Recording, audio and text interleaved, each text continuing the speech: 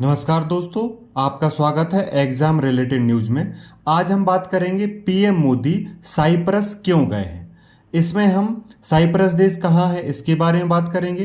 PM Modi की इस यात्रा के कारण क्या हैं उनकी चर्चा करेंगे और साइप्रस के माध्यम से तुर्की को कैसा भारत संदेश देगा इसके बारे में चर्चा करेंगे। तो आइए शुरू करते हैं। प्रधानमंत्री नरेंद्र मोदी 15 और 16 जून को साइप्रस की 2 दिवसीय आधिकारिक यात्रा पर गए हैं। यह पिछले 20 वर्षों में किसी भारतीय प्रधानमंत्री की पहली यात्रा है।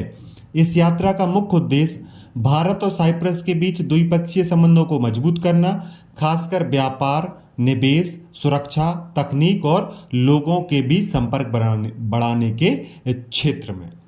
यात्रा के प्रमुख कारणों की बात करें तो भारत की वैश्विक रणनीतिक भूमिका को मजबूत करना और मल्टी अलायंस डिप्लोमेसी को बढ़ावा देना। साइप्रस यूरोपीय संघ का सदस्य है और रणनीतिक दृष्टि से भारत के लिए महत्वपूर्ण है, खासकर तुर्की और पाकिस्तान के बढ़ते संबंधों की पृष्ठभूमि में। साइप्रस ने आतंकवाद के मुद्दे पर भारत का समर्थन किया है, जिससे दोनों देशों के संबंध मजबूत हुए हैं। इस यात्रा के दौरान पीएम मोदी ने साइप्रस के राष्ट्रपति निकोस क्रिस्टोडेलिडेस से मुलाकात की है, व्यापारिक नेताओं को संबोधित किया है और कई द्विपक्षीय समझौतों पर साइन करने की संभावना जताई है। और इसमें तुर्की वाला जो एंगल है न्यूज में चल रहा है वो ये है कि साइप्रस और तुर्की ऐतिहासिक रूप से और रणनीतिक रूप से तनाव है इन दोनों देशों के बीच। 1974 के बाद साइप्रस का एक हिस्सा तुर्की के नियंत्रण में है।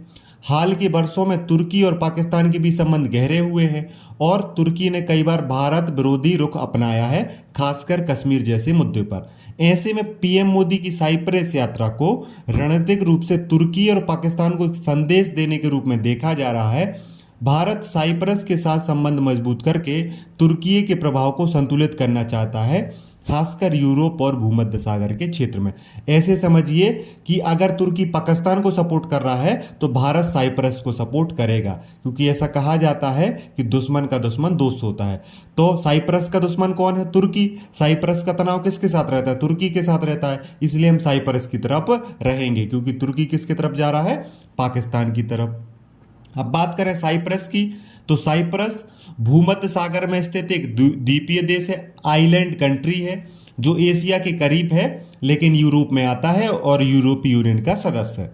साइप्रस की राजधानी का नाम निकोसिया है, जहां पर पीएम मोदी की प्रमुख बैठकें और कार्यक्रम का आयोजन किया गया। साइप्रस की आबादी लगभग 13 लाख है।